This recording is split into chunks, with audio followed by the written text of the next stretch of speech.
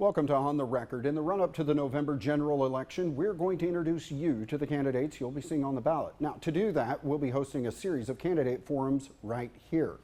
Before we begin, let's go over the rules. Each candidate was provided the list of questions, which we'll be getting to in just a moment. They'll have 1 minute each to answer those questions.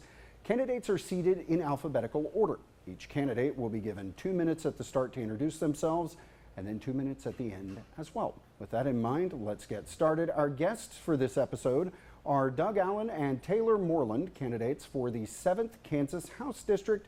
Thank you both for going on the record with us. Doug, 2 minutes as we promised. We'll start with you. Okay, thank you. Just like to make it clear, Doug Allen is the same as Thomas Douglas Allen, which is on the ballot. It's not two different people. I didn't know my first name was Thomas until the first day of kindergarten, which is a long and boring story, which I won't burden you with now. But Doug Allen, Thomas Douglas Allen, me, one person, same thing. I'm going to tell you how a native Californian like me adopted Kansas as their home state over 20 years ago. I grew up in Los Angeles, went to college in Santa Barbara, worked as a police officer for 16 years in Los Angeles County. I met my lovely wife, who unfortunately has passed away due to cancer last year. In 1976, we got married pretty promptly. It stuck for almost 50 years, and we lived in California for 30 years. She was from Kansas originally. She grew up in Ark City, graduated from KU, and was at UCLA doing her 5th year teaching credential when I met her. We got married after about 5 months and have had 4 boys. 2 of them grew up and went to college in California. The other 2 came back to Kansas with us, lived with us, went to Labette County High School. I practiced law for 32 years. I went to law school while I was working as a cop, and have taught at Friends University, University of California, and also Labette Community College. I've been an expert in use of force cases, been an expert for the state bar, and just wanted to let you know I'm interested basically in property taxes, efficiency in government, and Ms. Moreland and I have decided this is going to be a campaign run on issues and policies and not the nasty tribal stuff we've seen politically. We've all seen it too much. We're not going to do it in this election. Thank you very much, sir. Taylor, as promised, 2 minutes. Introduce yourself. My name's Taylor Moreland. I am a Southeast Kansan native. I grew up in Parsons. Farthest I've ever lived is Pittsburgh, where I obtained a degree in psychology with an emphasis in legal issues and a minor in public policy. So I have taken that experience through my education, and I moved back to Parsons to serve our community. I founded a nonprofit called the American Advocacy Initiative, as well as being a case manager in a youth group home for boys. And I am proud to be the president of our local homeless shelter, Safe Haven Outreach Mission. And with all that experience, all those experiences in these organizations, I've come to see where our states, just where the gaps are, where they're not doing what they need to for Kansans, especially in rural America. So that's what made me step up to run, specifically foster care reform and reform for our Kansas farmers and ranchers. I think the system that surrounds agricultural happenings is broken, and our small Kansas farmers and ranchers are suffering. Thank you very much, ma'am. With that, we'll move into the question portion of our forum. Doug, we'll start with you. Some legislators are pushing for strict budget caps in light of state expenditures exceeding revenue by $400 million or more. Would you be in favor of those caps? And if so, what do they look like to you? Absolutely, they're necessary. We're spending too much money. Kansas is number 3 in the country in public employees per capita. Number 3. That means 47 states get by with fewer public employees per capita.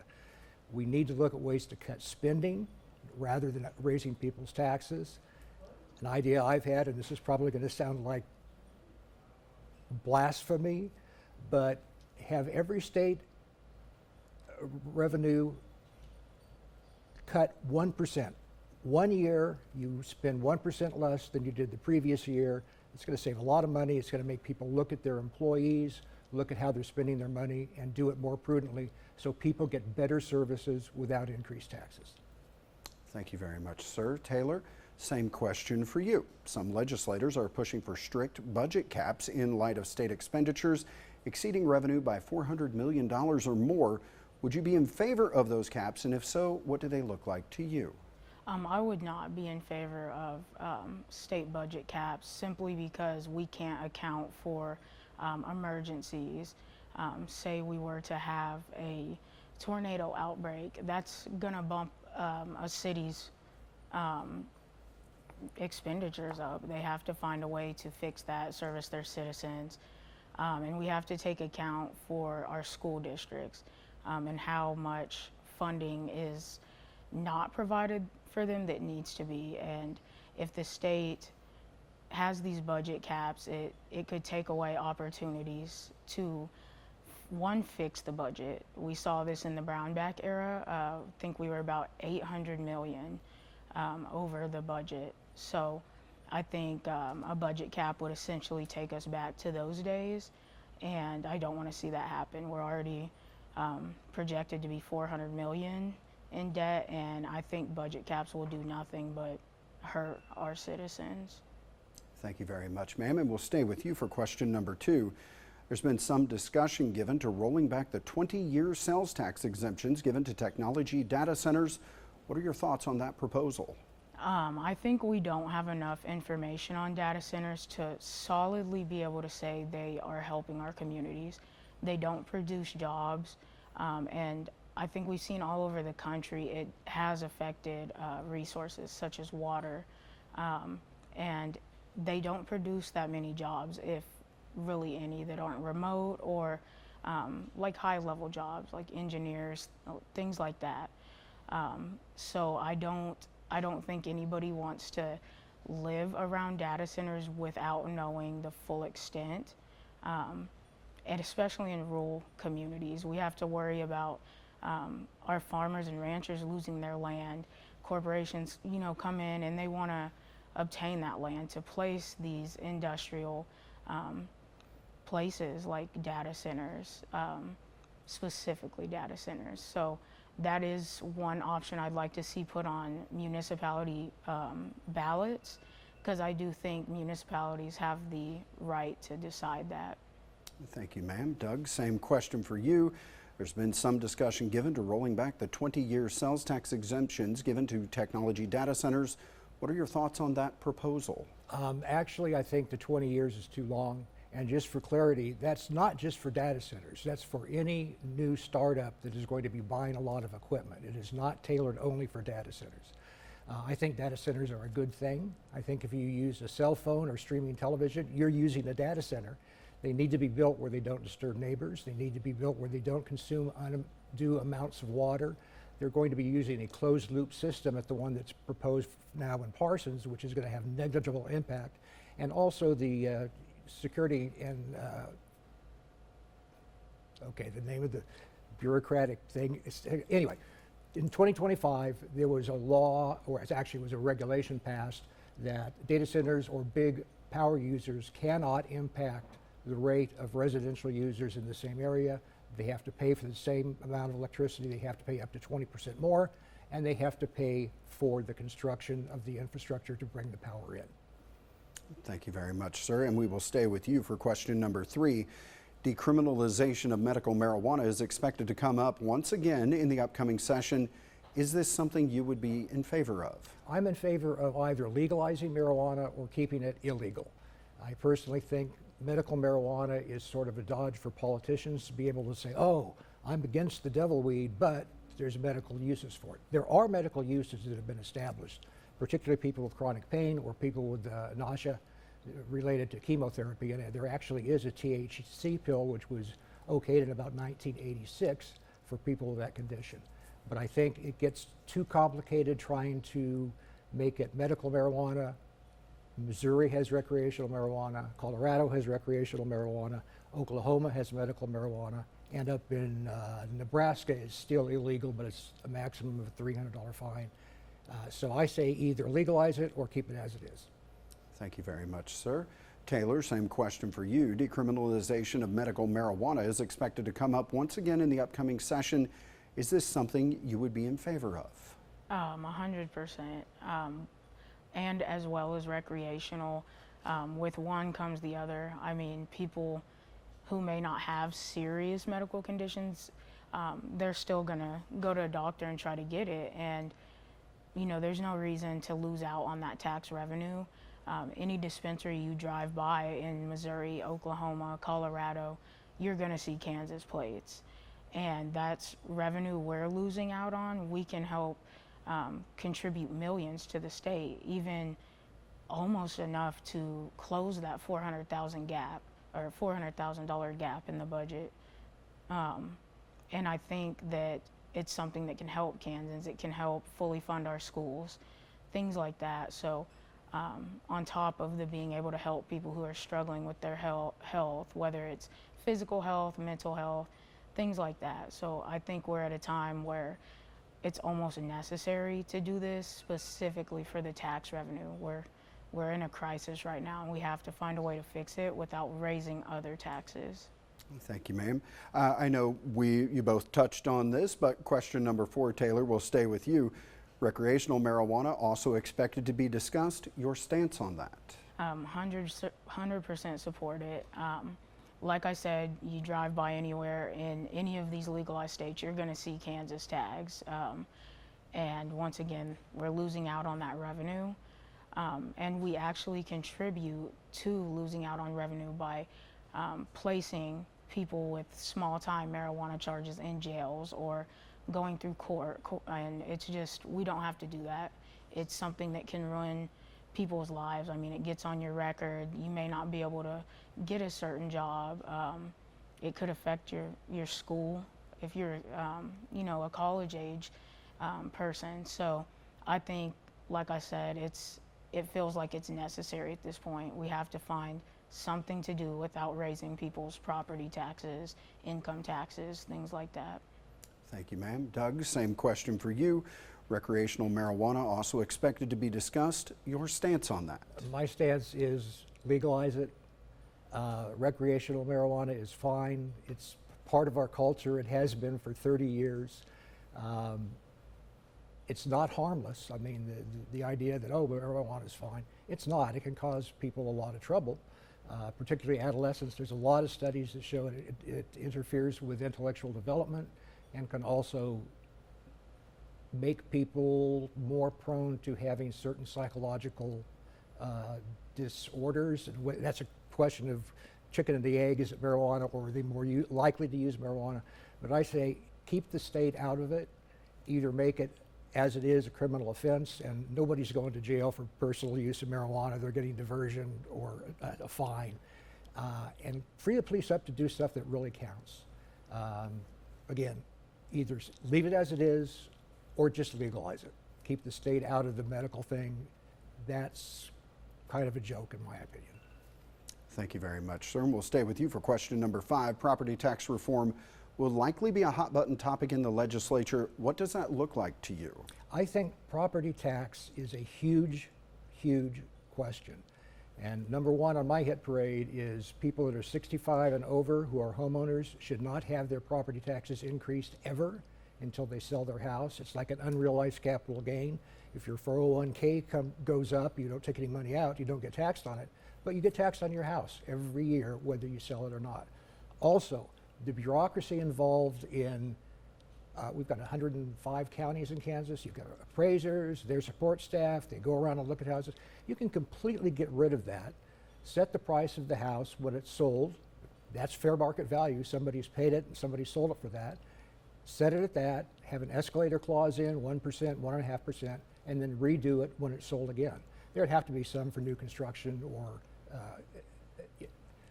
large expansion of the property, but you could wipe out a huge bureaucracy in the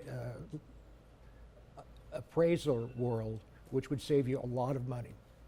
Thank you very much, sir. Taylor, same question for you. Property tax reform will likely be a hot button topic in the legislature. What does that look like to you? One, I would want to see, like when we fully fund education, that means schools can back off on how much they have to charge municipalities. It would help people's taxes go down, especially when we're talking about property tax.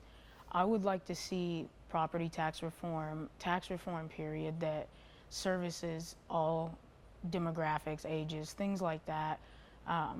Because I always say seniors have done the work, they deserve a break 100%, but we don't want to make it hard on people like me who are young. We're chasing our first time homes and we're just not making enough money. Kansas, they need to raise minimum wage, and that would help people too. When covering these taxes, we wouldn't see people get into a delinquent state so much. And there would be more money to allocate other places for families, whether it's child care, mortgage payments, rent, things like that. So, and I'll throw in marijuana tax again. I think those are solid solutions. Thank you, ma'am. And we will stay with you for question number 6. The school finance formula is set to expire next year. What, in your mind, would the ideal solution for a new formula be? So our formula is about $5,165 per weighted student. So say you have 1,500 students, 1,000, budget is going to be like $6 million something dollars, close to $7 million. So I think the way that formula could work, but I think it goes back to the state fully funding education, especially special education. And I think that would help in that area. So that would be my desire for it. Thank you, ma'am. Doug, same question for you. The school finance formula is set to expire next year. What, in your mind, would the ideal solution for a new formula be? I think we need to look at it from the get-go. If there are 100 people in the state of Kansas that understand the formula for funding schools, it is so complex, it is so non-transparent. I doubt there's 100 people that understand it. I certainly don't. I want good schools, I want kids to have everything they need, but I want that money spent in the classroom, and we're spending a lot of money on administration. Last 10 years, enrollment's up 4%, teachers are up 4%, non-teachers, administration, et cetera, is up 35%. That's a lot of money, and that's money that's not being spent on the student or giving teachers that are good teachers more money, which they deserve. So I think the entire formula needs to be looked at and not done so mechanistically where there is this much money and it's make it make sense, simplify it. That's one of the big problems with state government, is it's not simple enough. Thank you very much, sir. And we will stay with you for question 7. The suggestion has been made that the constitutional question regarding electing state Supreme Court justices could come up again. Is this something that should be considered? No, it lost overwhelmingly. I think there was a real problem with the way the amendment was proposed. The way the Supreme Court judges are selected now, there's a 9-panel recommendation deal. 5 of them are controlled by the state bar, sent in by the state bar. The other 4 are appointed by the governor. They recognize 3 people, send them to the governor appoints 1, and they become a Supreme Court justice. There's no input from elected officials. I would like us to see to go to the federal system where the governor would nominate someone, that person would go to the Senate, they could have hearings, they could say, yes, we like this person, or no, we don't. Right now, there's no break on who gets to be appointed to the Supreme Court because it's all controlled by the Kansas State Bar, who I don't trust, and then 4 political appointees from the governor. So it really is sort of a fixed game in a way, and I would like to see it changed. Thank you very much, sir. Ma'am, same question for you. The suggestion has been made that the constitutional question regarding electing state Supreme Court justices could come up again. Is this something that should be considered? No. Like Mr. Allen said, it passed overwhelmingly to not adopt that. a merit-based process is what we should be looking at for everything across our country. I mean, merit lets us know these people are vetted and proper for the job. If we open the door to elect Supreme Court justices, that opens the door for corruption, paying judges off, things like that. We don't want to make it to where our courts are used for one party or the other. We want our process to be merit-based. So I think the right decision was made, and I would not be in favor of revisiting it. Thank you, ma'am. And our final question, we'll start with you, Taylor. In some instances in other states, so-called polymarket betting by members of government has become a concern. Is this something the state legislature should address? I think they absolutely should address it. It is hard to understand why that would be legal. It opens the door. It's essentially betting on future events. We should never allow that. That opens the door for politicians to make things happen. That it's just not a fair process, whether these things are good or maybe a little positive. It's not a fair system. It's much like when athletes bet on their own games. You can't do that. And to me, it's the same principle. I mean, you're somewhat in control of those results. So I feel that it's a completely corrupt process that I would never support. Thank you, ma'am. Doug, same question for you. In some instances in other states, so-called polymarket betting by members of government has become a concern. Is this something the state legislature should address? I think they should if it becomes a problem. I have seen no evidence that it is a problem. I know that the president's teleprompter operator got in trouble betting on the number of words he was going to use in his speech. And I'm wondering if your guy is counting your words. Anyway, if polymarket becomes a problem, let's deal with it. Right now, we've got enough real problems to deal with without speculating, well, if this becomes a problem, we'll deal with it. If it does, we will deal with it. Right now, I don't see it as a problem, and it would just be more money spent on something with very little return. I just don't see it as a problem that needs to be addressed at the state level. All right, thank you both. That does conclude the question portion of this, but as promised, 2 minutes for closing statements. Taylor, we'll begin with you. The only thing I really have to say is the heart for this position came from serving underprivileged populations, from getting involved with our youth, and definitely chasing that education. It's given me an insight into the mind, crime, how it affects the legal system, how the legal system affects it. And I think people hear that I'm in my 20s and it's not enough experience, I'm not qualified, but what I am proud of is all of my positions and experience have prepared me for this regardless of my age. So I hope to serve in the legislature and bring something we're not used to, and just bring my values in, be able to truly represent my rural district and fight for change, not waste our state money on just unnecessary legislative decisions and sessions. I think a lot of things the Kansas legislature focused on this session were not at all constructive to our state, didn't help our property taxes, didn't help our education system. So we need people in there that are more focused on Kansans and fixing their everyday lives, not making frivolous bills that just really don't help all of us. Thank you very much, ma'am. Doug, as promised, 2 minutes. Thank you. Basically, my whole platform is to simplify and make government transparent, because it's not. It's way too complex. The government's involved in too much of our lives, and they spend too much money getting very little done. I think it was Thomas Jefferson that said the government that governs least governs best. I believe that 100%.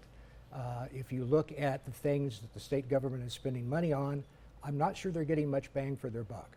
And again, I'm for education. All of my sons have gone to college. My wife had a master's degree.